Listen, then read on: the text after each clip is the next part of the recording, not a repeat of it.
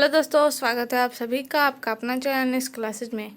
दोस्तों, आज हम लोग क्लास 12 फिजिक्स का चैप्टर नंबर 2 स्थिर विद्युत विभव तथा धारिता का सब्जेक्टिव क्वेश्चन देखने वाले हैं, जो कि आप सबके एग्जाम के लिए वेरी वेरी इंपॉर्टेंट है और हेल्पफुल है। तो दोस्तों, अंत तक बने रहिए, वीडियो को स्किप मत कीजिए। इस सेशन में हम लोग 9 क्वेश्चन देखेंगे, जो कि आप लोगों के लिए बहुत ही इम्पोर्टेंट होगा, क्योंकि उसमें से एक दो क्वेश्चन ऐसे हैं जो चैप्टर 2 या 3 से आ ही जाते हैं।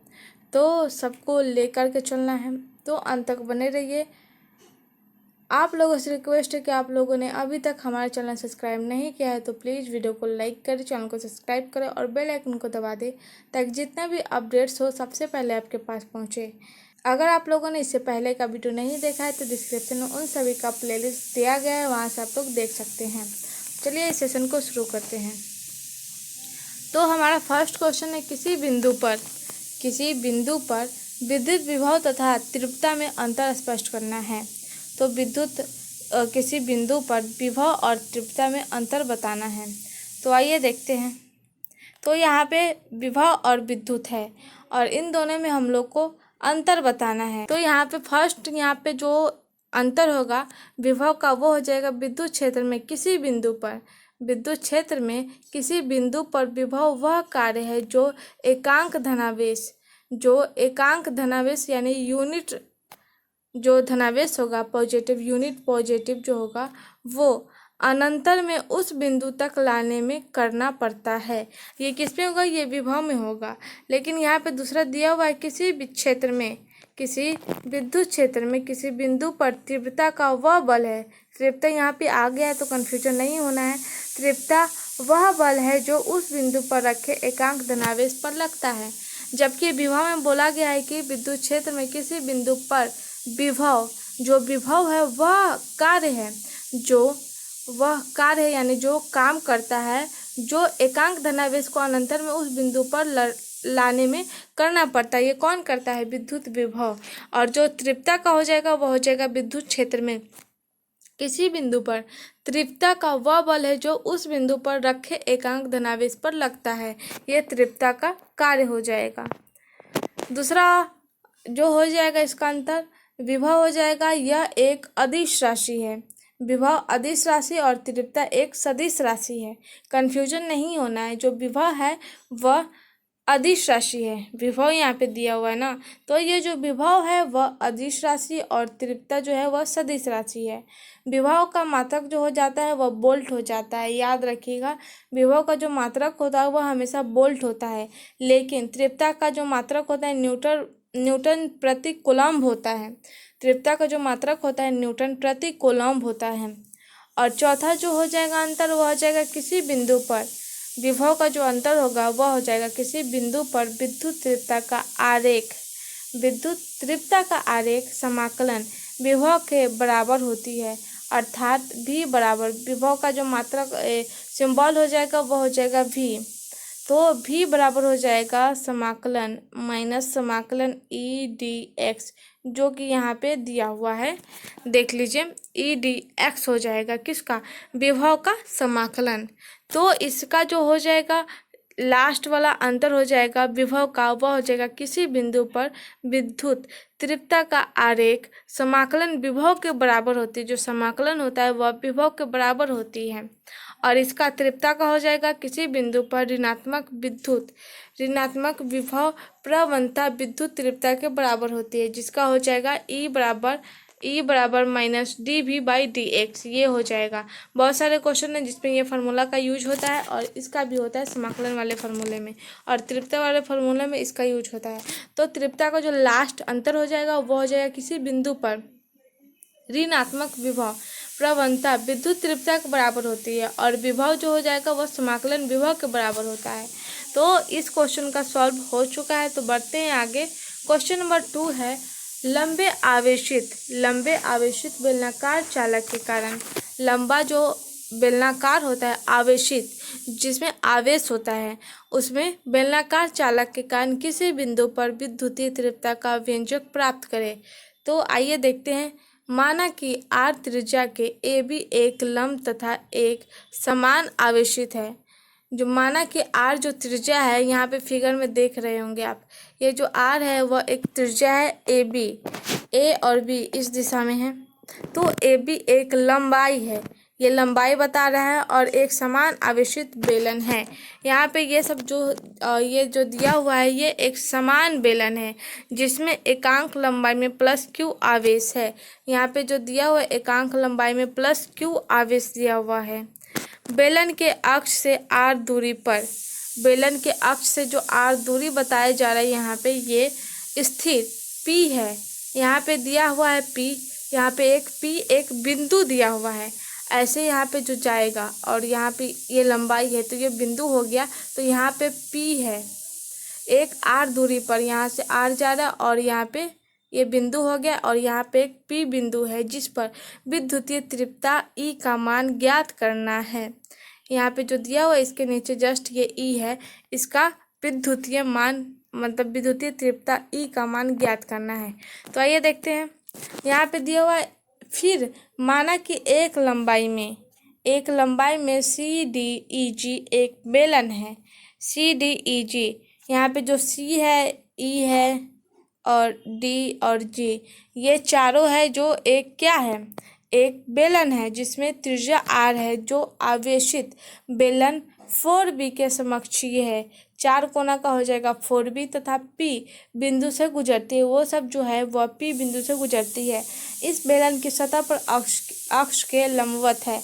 इस बेलन की जो सतह है वह अक्ष के लंबवत है। चूंकि जो हो जाएगा बेलन CDEG का तलीय क्षेत्रफल जो हो जाएगा 2πRL हो जाएगा। किसका हो जाएगा, CDEG का तलीय क्षेत्रफल। और कुल विद्युत फ्लक्स जो फाई बराबर हो जाएगा वो हो जाएगा E तो आना ही है, E हो जाएगा और बाकी जो ऊपर ये CDG का तलीय हो जाएगा वो हो जाएगा ये 2πRL। तो इसका जो फार्मूला हो जाएगा कुल विद्युतीय फ्लक्स का फाई बराबर हो जाएगा E 2πRL, ये हो जाएगा इसका पूरा फार्मूला। अब इसी फार्मूले के बेसिस पे बनाना है। आगे दिया हुआ गॉस के प्रमेय से, अब हम लोग गॉस के प्रमेय से निकालेंगे इसका ये पूरा प्रोसेस। तो फाई बराबर जो हो जाएगा वो हो जाएगा Q/ε0, जो कि यहाँ दिया हुआ है। फाई बराबर हो गया Q/ε0, चूँकि जो है ई जो हो जाएगा फाई बराबर जो हो जाएगा वो हो जाएगा E इंटू 2πRL, जो कि कुल विद्युतीय फ्लक्स का मान है वो हो जाएगा फाई बराबर E इंटू 2πRL और बराबर में हो जाएगा Q1/ε0। Q1/ε0 दिया हुआ है। अब हम लोग को E निकालना है, तो यहाँ पे E बराबर हो जाएगा ये जो है 2πRL, ये नीचे आ जाएगा, ये जो है नीचे आ जाएगा ऐसे ε0 के नीचे। तो यहाँ पे दिया हुआ है E बराबर हो जाएगा Q1/2πRL और ε0 साथ में आ जाएंगे तो इक्वल में आ जाएगा Q/2πR/ε0। P बिंदु के AB बेलन के बहुत नज़दीक होने पर स्मॉल r बराबर हो जाएगा R तथा E बराबर हो जाएगा Q/2πR/ε0। यहाँ पे जो स्मॉल r दिया हुआ है 2πR/ε0, यहाँ पे स्मॉल r के जगह पर कैपिटल R हो जाएगा। तब यहाँ पे जो फार्मूला तैयार होगा वो हो जाएगा E बराबर Q/2π कैपिटल R और ε0। यहाँ पे ये पूरा फार्मूला तैयार होगा। इसी के बेसिस पे हम लोग का आगे का ये जो निकालना है हम लोग को विद्युतीय तीव्रता का व्यंजक, तो ये पूरा निकल जाएगा।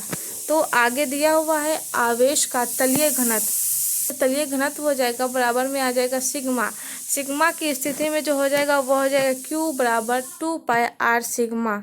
जो तलीय घनत्व हो जाएगा वो हो जाएगा सिग्मा और उसके स्थिति में जो Q का मान हो जाएगा वो हो जाएगा 2π कैपिटल R और सिग्मा हो जाएगा।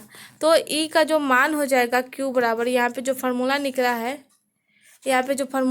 है E बराबर Q/2πR/ε0, ये फार्मूला हम लोग को निकला है। तो Q का जो मान आ गया 2πR सिग्मा आ गया ना, तो इसके जगह पे हम लोग लिख देंगे Q के जगह पर 2πR सिग्मा, बाय चला जाएगा 2πR/ε0। तो 2 पाई आर से कट गया, बचा क्या सिग्मा बाय एप्सिलॉन नॉट। तो ई बराबर जो आ जाएगा सिग्मा बाय एप्सिलॉन नॉट। तो हम लोग को विद्युतीय तीव्रता प्रमेय निकालना था, जो हम लोग को आ चुका है, ई बराबर सिग्मा बाय एप्सिलॉन नॉट। पूरा प्रोसेस देख लीजिए आप लोग। तो हम लोग का ये आ चुका है, फार्मूला भी निकल चुका है। क्या फार्मूला आया है? ई बराबर सिग्मा बाय एप्सिलॉन नॉट, जो कि विद्युत तीव्रता का फार्मूला है। तो हम लोग को हो चुका है। तो चलिए बढ़ते हैं आगे। नेक्स्ट क्वेश्चन नंबर 3 है, विद्युत फ्लक्स से आप क्या समझते हैं। विद्युत फ्लक्स से आप लोग क्या समझते हैं वो हम लोग को इसमें स्पष्ट करना है। तो ये देखते हैं।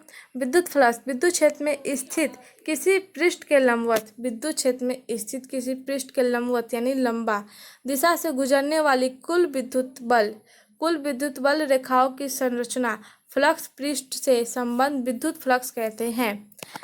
एक मिनट, यहाँ पे संख्या को हमको दिख नहीं रहा था। तो विद्युत क्षेत्र में स्थित किसी पृष्ठ से लंबवत दिशा से गुजरने वाले, विद्युत क्षेत्र में किसी स्थिति पृष्ठ से जो एक विद्युत क्षेत्र में है, कोई भी आवेश जो है वह पृष्ठ के लंबवत दिशा से गुजरता है, कुल विद्युत बल रेखाओं की संख्या उस पृष्ठ से संबंध जो होती है वह क्या कहलाती है, विद्युत फ्लक्स कहलाती है। इसे हम लोग किससे व्यक्त करते हैं, या इसका सिंबल क्या होता है, फाई होता है। इसे हम लोग फाई से डिनोट करते हैं। तो इसे हम लोग फाई द्वारा व्यक्त करते हैं। माना कि किसी विद्युत क्षेत्र में ई सदिश में किसी पृष्ठ S के छोटे से भाग का क्षेत्रफल सदिश ds सदिश विद्युत ई सदिश की दिशा में थीटा कोण बनाता है। इसमें एक माना जा रहा है कि एक विद्युत क्षेत्र में ई सदिश है, जो किसी पृष्ठ S जो है वह छोटे भाग का एक क्षेत्रफल सदिश है, जिसका जो है वह हो जाएगा ds सदिश, जो विद्युत ई सदिश की दिशा से थीटा कोण बनाता है। इस छोटे से भाग के संबंध में जो फ्लक्स हो जाएगा वह हो जाएगा डी फाई बराबर ई कॉस थीटा ds हो जाएगा। अब हम लोग को विद्युत फ्लक्स में इसको कन्वर्ट करना होगा, तो क्या करेंगे, इक्वल में डालेंगे ई सदिश, इक्वल में ई सदिश हो जाएगा और ds सदिश हो जाएगा। ये हम लोग को प्राप्त होगा।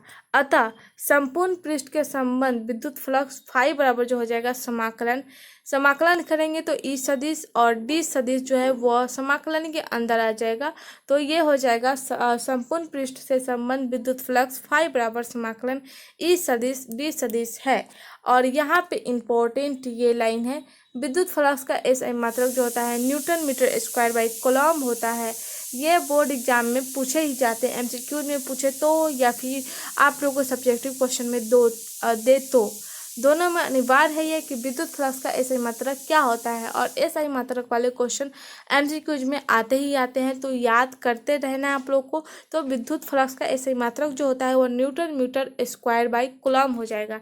इसे सिंबल में लिखे तो हो जाएगा फाई बराबर न्यूटन का N हो जाएगा, मीटर का M स्क्वायर हो जाएगा बाई C, तो NM स्क्वायर बाई C हो जाएगा।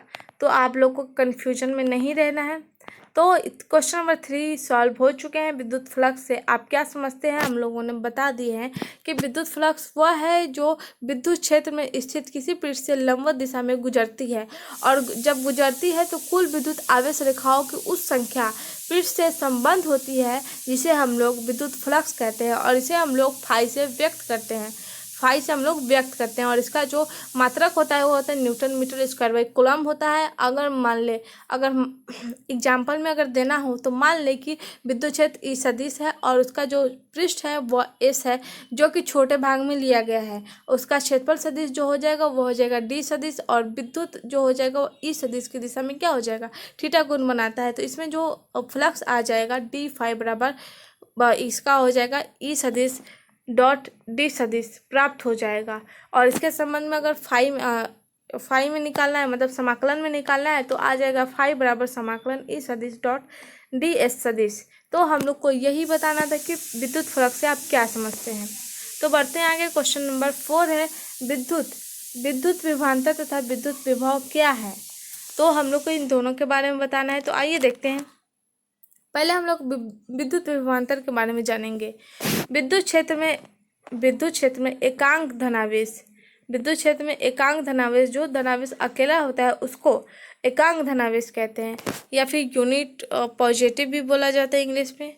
हो सकता है इसका कोई और मीनिंग हो, लेकिन वैसे मेरे अंदाज से एकांक सदिश का मतलब होगा जहाँ वो अकेला हो, या फिर वो बड़ा, जैसे हम लोग केमिस्ट्री में पढ़ते हैं ना यूनिट सेल, तो उसे हिंदी में क्या बोलते हैं, एकांक, एकांक सेल बोलते हैं। तो एकांक सेल का फॉर्मूला क्या है, जो छोटे छोटे कण को मिलाकर बड़ा सा कण, मतलब बड़ा सा आकार का निर्माण करता है, उसे हम लोग क्या बोलते हैं, यूनिट सेल बोलते हैं। तो हो सकता है कि एकांक पॉजिटिव का मतलब वो छोटे छोटे कण को या फिर यूनिट को मिला करके वो बड़ा सा पॉजिटिव बनाता हो। तो देख लीजिएगा आप लोग। तो विद्युत क्षेत्र में एकांक धनावेश, धनावेश जो है वो सामान्य में रखते हुए एक बिंदु से दूसरे बिंदु तक उसी तीव्रता के विरुद्ध ले जाने में संपादित कार्य को उन बिंदुओं के बीच विभवांतर कहते हैं। ये जो बड़ा लंबा चौड़ा सा जो लाइन था उसको हम शॉर्ट में बता रहे हैं। तो विद्युत क्षेत्र में एकांक जो धनावेश है उसे साम्य में रखते हुए एक बिंदु से दूसरे बिंदु की ओर जब जाता है वो तीव्रता के विरुद्ध रहता है, और उसी विरुद्ध में वो जो कार्य पूरा करता है उसे हम लोग क्या बोलते हैं, विभवांतर बोलते हैं। तो इसे शॉर्ट में बोल सकते हैं कि एक बिंदु से दूसरे बिंदु तक जो तीव्रता के विरुद्ध जो बिंदु जाता है, या जो एकांक धनावेश कार्य करता है बिंदुओं के बीच, संपादित कार्य जो करता है बिंदुओं के बीच, उसे हम लोग विभवांतर कहते हैं। और जो विद्युत विभवांतर होता है वह क्या हो जाता है, डेल्टा भी बराबर डब्लू, यानी डब्लू मतलब कार्य और बाई क्यू नॉट। तो डेल्टा भी बराबर डब्लू बाई क्यू नॉट होता है, इसका ये हो जाएगा। और जहाँ पे डब्लू बराबर क्या हो जाएगा, संपादित कार्य, यहाँ पे लिखा गया भी है, तो आप लोग इसे अंडरलाइन भी कर सकते हैं। तो यहाँ पे विभवांतर क्या है, विभवांतर एक एकांक धनावेश है जो एक बिंदु से दूसरे बिंदु को, और जब वो तीव्रता के विरुद्ध जाता है तो वो संपादित कार्य करता है, और जो संपादित कार्य करता है उन बिंदुओं के बीच उसे हम लोग विभवांतर कहते हैं। और विभवांतर बराबर हो जाएगा, विद्युत विभवांतर बराबर हो जाएगा डेल्टा भी बराबर डब्लू बाई क्यू नॉट, जहाँ पे डब्लू जो हो जाएगा वो संपादित कार्य हो जाएगा। आवेश जो हो जाएगा क्यू नॉट, मुक्त राशि पद में ये जो क्यू नॉट दिया हुआ है डेल्टा भी बाई डब्लू, डेल्टा भी बराबर डब्लू बाई क्यू नॉट। तो क्यू नॉट जो है वह एक आवेश है जो मुक्त राशि पद में विद्युत क्षेत्र का वर्णन करने के लिए इसकी धारणा का प्रचलन हुआ है। किसमें, विभवांतर के जो मतलब एक्सप्लेनेशन है उसमें। तो विभवांतर का जो मात्रक क्या हो जाएगा, वोल्ट हो जाएगा। ये भी अंडरलाइन कर लीजिए, या फिर आप नोट्स में लिख सकते हैं, या इसे आप लोग याद कर लीजिए। तो विभवांतर का मात्रक जो हो जाएगा वो हो जाएगा वोल्ट।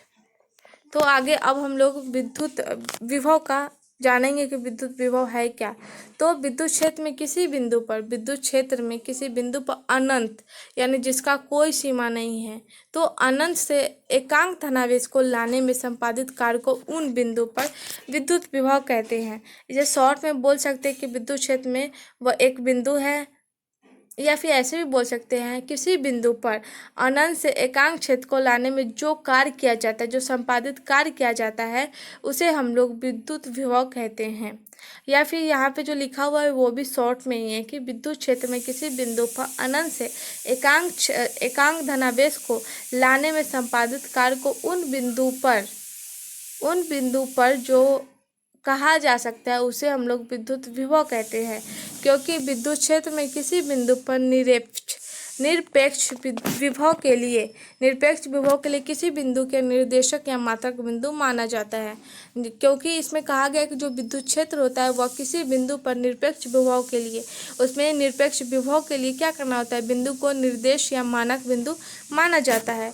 इनको अनंत पर माना जाता है, इसलिए इनको अनंत पर माना जाता है, जिसका विभव क्या हो जाता है, शून्य हो जाता है, जिसका विभव हमेशा शून्य रहता है। क्योंकि आवेश विन्यास अनंत पर शून्य उत्पन्न करता है।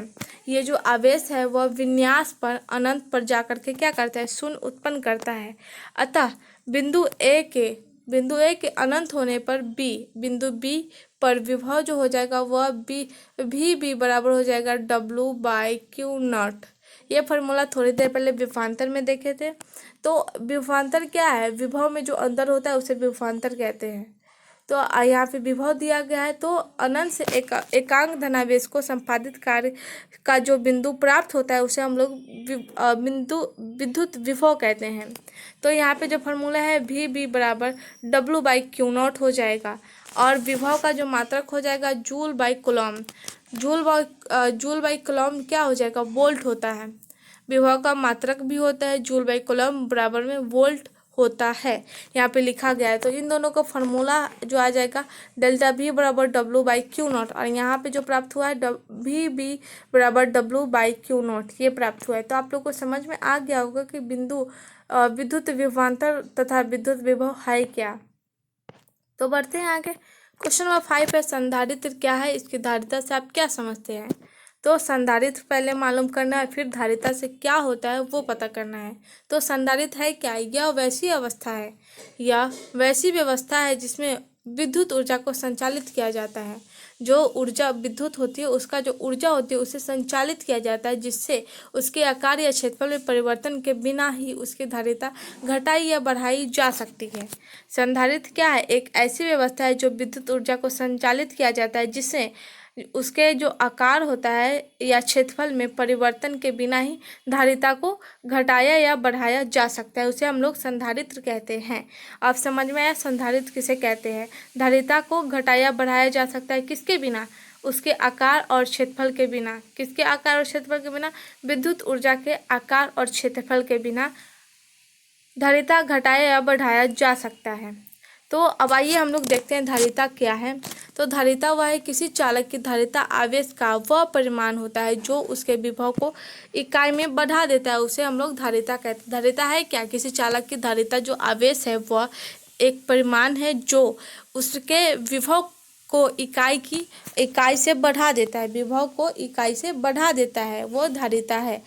इसके अलावा भी बोल सकते हैं किसी चालक की धारिता आवेश तथा विभवांतर का अनुपात होता है, ये भी बोल सकते हैं। किसी चालक की जो धारिता होती है वह आवेश यानी Q और जो V होती है उसके अनुपात होते हैं। रेशियो में डाल दे तो Q और रेशियो V हो जाएगा, इसके अनुपात होता है। जो धारिता बराबर हो जाएगा आवेश बाय विभवांतर, जो धारिता बराबर हो जाएगा आवेश बाय विभवांतर। आगे है, जब किसी चालक में आवेश दिया जाता है तो इसका विभव उसमें दिए गए आवेश के परिमाण के समानुपाती बढ़ जाता है। जब किसी चालक में आवेश को दिया जाता है तो जो विभव होता है उसमें दिए गए आवेश का जो परिमाण होता है वह चालक के आवेश में समानुपाती हो जाता है और बढ़ जाता है। माना कि Q आवेश के परिमाण चालक को दिया गया है, उसमें भी विभवांतर बढ़ता है तो क्या हो जाएगा,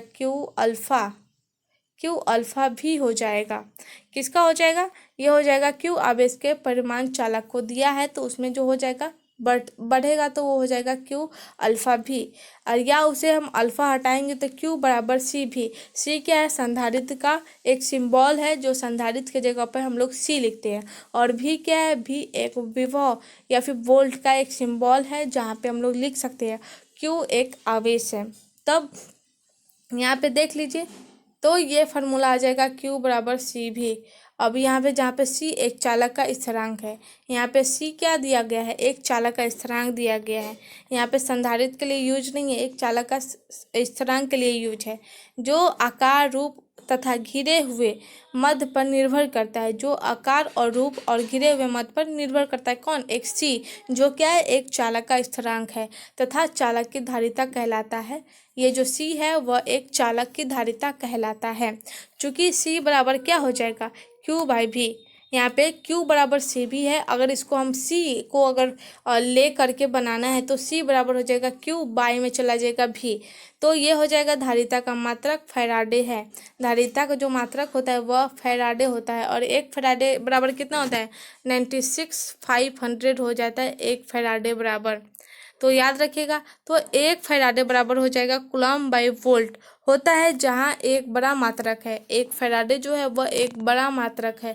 छोटे मात्रक में इसे माइक्रो फैराडे या फिर पिको फैराडे का प्रयोग किया जाता है। माइक्रो फैराडे यानी ये सिंबल दिया जाता है, और पिको फैराडे के लिए P और F का उपयोग होता है। जहाँ पे धारिता का जो विमीय सूत्र हो जाएगा वो हो जाएगा म्यू -1 L-2 T4A2 ये हो जाएगा इसका विमीय सूत्र। इसे भी याद रखिएगा और ये जो हेडिंग लाइन है इसको और इसको, ये सबको याद करते जाना है, जो जो हम अभी अंडरलाइन कर रहे हैं वो सब, क्योंकि इस सब के बेसिस पे आप लोग को बोर्ड एग्जाम में क्वेश्चन दिया जाता है। तो ये भी क्वेश्चन सॉल्व हो चुके हैं। इस क्वेश्चन में हम लोग को बताना था संधारित्र है क्या और धारिता से आप लोग क्या समझते हैं, तो वो हो चुके हैं। तो बढ़ते हैं आगे। अब हम लोग क्वेश्चन नंबर 6 देखते हैं। क्वेश्चन नंबर 6 में हम लोग को प्रमाणित करना है कि एक विलगित गोलाकार जो चालक है वह धारिता उसकी त्रिज्या के अनुक्रमानुपाती होती है या फिर नहीं होती, ये हम लोग को साबित करना है। तो आइए देखते हैं। मान ले कि R त्रिज्या एक विलगित गोलाकार चालक है, उसमें +q आवेश के समान रूप में आवेशित है, तो उसकी जो सतह होगी वह विद्युत विभव क्या हो जाएगा, V बराबर हो जाएगा, एक मिनट यहाँ पे लिखते हैं, V बराबर हो जाएगा 1/4πε0 और Q/R, जो कि R हमारा क्या है, एक त्रिज्या है, विलगित त्रिज्या है, और जिसमें चालक का जो आवेश लिया गया है वह +q है, जो कि Q यहाँ पे आ गया है। तो हम लोग का जो विद्युत विभव हो जाएगा वो हो जाएगा ये V बराबर 1/4πε0 Q/R। आगे देखते हैं। अतः विलगित गोलाकार चालक की धारिता है, विलगित जो गोलाकार व चालक की धारिता, अतः विलगित गोलाकार चालक की जो धारिता हो जाएगी C बराबर Q/V, जो कि अभी पिछले क्वेश्चन में हम लोगों ने देखा है। C क्या है, एक चालक का धारिता है, और चालक का धारिता का फॉर्मूला क्या हो जाएगा, C बराबर Q/V। तो यहाँ पे जो फॉर्मूला गया है वो Q/V है। तो यहाँ पे बराबर में क्या हो जाएगा, Q और V का जो क्या फॉर्मूला है, V बराबर है 1/4πε0 Q/R। तो Q बाई क्या हो जाएगा, 1/4πε0 और Q/R यहाँ पे आ जाएगा। Q से Q गया कट और बचा क्या, 1/4πε0 और R। तो जो 4πε0 जो है और R जो है वो ऊपर चला जाएगा जहाँ पे Q था, तो इक्वल में क्या आ जाएगा, C बराबर हो जाएगा 4πε0, ये हो जाएगा और R हो जाएगा। अगर हम लोग 1/4πε0 का मान लिखे तो 1/4πε0 का मान क्या हो जाएगा, आप लोगों ने बुक में भी देखे होंगे, हो जाएगा 9 × 10⁹ ये होता है इसका फॉर्मूला। तो इक्वल में आ जाएगा, जो R है वो ऊपर में ही रहेगा, और जो 1/4πε0 जो हो जाएगा वो हो जाएगा 9 × 10⁹। अब आप लोग पूछेंगे कि ऊपर में था 4πε0 और साथ में फिर ये नीचे क्यों आ गया 9 × 10⁹, क्योंकि 1/4πε0 का मान होता है इतना, 9 × 10⁹, 9 × 10⁹ जो ये जो आता है 9 × 10⁹ जो मान है 1/4πε0 का मान है। तो अगर 4πε0 के ऊपर 1 लगाएंगे तो ये नीचे चला जाएगा, तो R ऊपर और ये बाई में चला जाएगा, 9 × 10⁹ फैराडे हो जाएगा। जहाँ पे 4πε0 यहाँ पे दिया हुआ है 1/9 × 10⁹ newton metre square by coulomb एक नियतांक है, अतः C समानुपाती हो जाएगा R के। ये प्रमाणित हो जा रहा है संधारित्र और चालक और क्या है, चालक की धारिता और त्रिज्या के अनुक्रमानुपाती आ जा रही है, प्रमाणित हो जा रहे हैं हम लोग को, क्योंकि यहाँ पे हम लोग सबको कन्वर्ट कर दिए तो बचा क्या R और फिर C, जहाँ पे ये जो है, एक मिनट, यहाँ जो हम लोग का था 1/9 × 10⁹, इसे हम लोग कन्वर्ट कर दे किस में, कूलम का एक नियतांक में। तो बचा क्या हम लोग के पास C और R। तो ये अनुक्रमानुपाती है किसका, चालक की धारिता उसकी त्रिज्या के अनुक्रमानुपाती होती है। ये हम लोग प्रमाणित कर चुके हैं। ये एक बार आप लोग कॉपी में बना कर देखिएगा तो सब सॉल्व हो जाएगा। तो बढ़ते हैं आगे, क्वेश्चन नंबर 7 देखते हैं। क्वेश्चन नंबर 7 में है परावैद्युत पदार्थ से आप क्या समझते हैं, अथवा संधारित्र में परावैद्युत का क्या कार्य है वो बताना है। तो परावैद्युत पदार्थ वैसे पदार्थ परावैद्युत कहलाते हैं उनमें जिनमें संधारित्र की प्लेटों के बीच रखने पर उन प्लेटों के बीच विभवांतर का मान कम होता है। इसमें कहा गया है कि परावैद्युत वैसा पदार्थ है जो संधारित्र यानी C संधारित्र की जो प्लेट होती है उनके बीच उन प्लेटों के बीच रखा जाता है जिसमें विभवांतर का मान कम होता है, अर्थात धारिता बढ़ जाती है। जहाँ पे विभवांतर का मान कम हो जाएगा वहाँ पे धारिता बढ़ जाएगी, और जहाँ पे विभवांतर का मान ज़्यादा होगा वहाँ पे धारिता क्या हो जाएगी, घट जाएगी। तो परावैद्युत पदार्थ विद्युत विरोधी देता है, मतलब विद्युत विरोधी होता है, विद्युत विरोधी होता है। परावैद्युत जो है वह पदार्थ विद्युत विरोधी होता है। जैसे में कांच, अभ्रक, पैराफिन, मोम, तेल, ये सब जो है वह विरोधी होता है किसका? परावैद्युत पदार्थ का। तो परावैद्युत पदार्थ वह पदार्थ है जिसमें संधारित्र की प्लेटों के बीच रखने पर उन प्लेटों के बीच विभवांतर का मान कम हो जाता है, उसे हम लोग क्या बोलते हैं? परावैद्युत पदार्थ बोलते हैं। आगे देखते हैं। तो एक भी क्वेश्चन सॉल्व हो चुके हैं, तो अब हम लोग क्वेश्चन नंबर 9 देखते हैं। क्वेश्चन नंबर 9 है विद्युतशीलता या परावैद्युता तथा परावैद्युत स्थिरांक या विशिष्ट प्रेरण धारिता से आप क्या समझते हैं? इसमें 2 क्वेश्चन है, लेकिन 4 तरह से आप लोग 2 आंसर दे सकते हैं, लेकिन 4 अलग अलग क्वेश्चन है, इसमें 2 ही आंसर देना है। विद्युतशीलता या परावैद्युता, ये दोनों सेम क्वेश्चन, इन दोनों का सेम आंसर आएगा। तथा परावैद्युत स्थिरांक या विशिष्ट प्रेरण धारिता, इन दोनों का भी एकदम सेम आंसर आएगा। तो इसमें जो ये जो 4 क्वेश्चन दिए गए, इन सभी का एक ही आंसर होगा जो इस सेशन में लाया गया है। तो आइए देखते हैं। तो विद्युतशीलता या परावैद्युता तथा परावैद्युत स्थिरांक या विशिष्ट प्रेरण धारिता किसी माध्यम की विद्युतशीलता, अपेक्षित विद्युतशीलता तथा निर्वात की विद्युतशीलता का गुणनफल होता है। 1 मिनट, ज़्यादा मतलब घबराना नहीं है, कन्फ्यूजन में नहीं रहना है। विद्युतशीलता, ये जो क्वेश्चन है विद्युतशीलता, इतना समझ में आ रहा है, या परावैद्युता तथा पराविद्युत स्थिरांक या विशिष्ट प्रेरण धारिता, ये जो है किसी माध्यम की विद्युतशीलता, किसी माध्यम की विद्युतशीलता, अपेक्षित विद्युतशीलता, किसी माध्यम की विद्युतशीलता, अपेक्षित विद्युतशीलता तथा निर्वात की विद्युतशीलता, माध्यम की विद्युतशीलता, अपेक्षित विद्युतशीलता और निर्वात की विद्युतशीलता का गुणनफल होता है। याद रखिए, कन्फ्यूजन नहीं है ना, ध्यान से देखिए। माध्यम की विद्युतशीलता, अपेक्षित विद्युतशीलता और निर्वात की विद्युतशीलता का गुणनफल होता है। कौन? ये जो है विद्युतशीलता या परावैद्युता तथा परावैद्युता स्थिरांक या विशिष्ट प्रेरण धारिता, ये जो है ये सब किसकी है? माध्यम की विद्युतशीलता, अपेक्षित विद्युतशीलता और निर्वात की विद्युतशीलता का गुणनफल होता है। माना कि किसी माध्यम की विद्युतशीलता, अपेक्षित विद्युतशीलता क्या हो जाएगा? एप्सिलॉन आर, तथा निर्वात की विद्युतशीलता हो जाएगा एप्सिलॉन नॉट। तो हम क्या पाते हैं? ई बराबर हो जाता है एप्सिलॉन आर एप्सिलॉन नॉट। तो हमारा जो फार्मूला तैयार हो जाएगा निर्वात की विद्युतशीलता, तो निर्वात वाला हम लोग को निकालना है, तो क्या हो जाएगा? एप्सिलॉन आर बराबर हो जाएगा एप्सिलॉन बाय एप्सिलॉन नॉट। ये हम लोग का एक फार्मूला तैयार हो जाता है।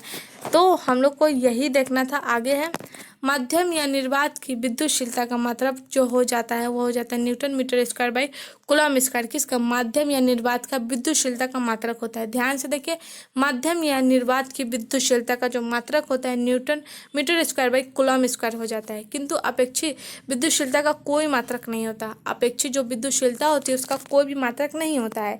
अपेक्षित विद्युतशीलता को पराविद्युत स्थिरांक भी कहते हैं। जो अपेक्षित विद्युतशीलता होती है उसे परावैद्युत स्थिरांक भी कहते हैं, जो कि क्वेश्चन में था परावैद्युत स्थिरांक। अपेक्षित विद्युतशीलता को हम लोग परावैद्युत स्थिरांक भी कहते हैं। इसे के द्वारा व्यक्त किया जाता है।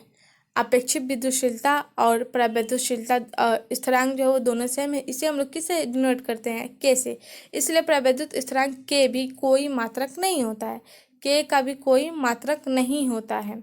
यहाँ पे जो फार्मूला तैयार हुआ ई आर बराबर हो जाएगा के, जो कि हम लोगों ने थोड़ी देर पहले निकाला है। ई बराबर एप्सिलॉन बाय एप्सिलॉन नॉट। तो ई बराबर हो जाए ई आर बराबर एप्सिलॉन आर बराबर हो जाएगा के, और के बराबर हो जाएगा एप्सिलॉन बाय एप्सिलॉन नॉट। तो एप्सिलॉन क्या हो गया? माध्यम की विद्युतशीलता। एप्सिलॉन नॉट हो गया निर्वात की विद्युतशीलता। तो वायु या निर्वात के लिए हम लोग एप्सिलॉन आर का यूज करते हैं, या फिर एप्सिलॉन की जगह पर के का भी यूज कर सकते हैं। तो के का मान हो जाएगा 1। परावैद्युत स्थिरांक को विशिष्ट प्रेरण धारिता भी कहते हैं। वैद्युत स्थिरांक को हम लोग क्या कहते हैं? विशिष्ट प्रेरण धारिता भी कहते हैं। तो हमारा अगला क्वेश्चन है समविभवित तल से आप क्या समझते हैं? तो इस क्वेश्चन में हम लोग को बताना है समविभवित तल से क्या समझते हैं। तो विद्युत क्षेत्र में समविभवित तल एक ऐसा तल है जिसके सभी बिंदुओं पर एक समविभवी क्या मतलब जिसका सारा जो भी उसका आकार हो उसमें समविभवी क्या होता है? जिसमें समान विभव हो, जिसमें समान विभव हो। तो विद्युत क्षेत्र में समविभवी तल एक ऐसा तल है जिसमें सभी बिंदुओं पर विद्युत विभव का मान जो होता है वो समान होता है। तो शॉर्ट में क्या बोले, जिसका समान विभव हो। सम विभव में मतलब समान विभव, विषम विभव में मतलब असमान विभव। तो यहाँ पे सम विभवी है, तो सम विभवी मतलब हर एक तल पे समान बिंदुओं पर जो होगा विद्युत विभव जो होगा एकदम समान होगा। तो सम विभवी तल में धन आवेश को एक बिंदु से दूसरे बिंदु तक लाने में क्रियाकार जो हो जाएगा वो हो जाता है शून्य। किसमें हो जाता है, धन को एक बिंदु से दूसरे बिंदु तक लाने में जो कार्य होता है वह शून्य हो जाता है। समविभवित तल में प्रत्येक बिंदु पर विद्युत क्षेत्र की दिशा तल के लंबवत होती है। तो चलिए आज का सेशन यहीं तक था, मिलते हैं अगले सेशन में। आई होप ये सेशन आप लोगों को पसंद आया तो वीडियो को लाइक करो, चैनल को सब्सक्राइब करो और बेल आइकन को दबा दे। और इस वीडियो को ज़्यादा से ज़्यादा अपने दोस्तों में शेयर करिए और कमेंट में बताइए कि ये सेशन आप लोग को कैसा लगा। तो मिलते हैं अगले सेशन में, अभी के लिए बस इतना ही, धन्यवाद।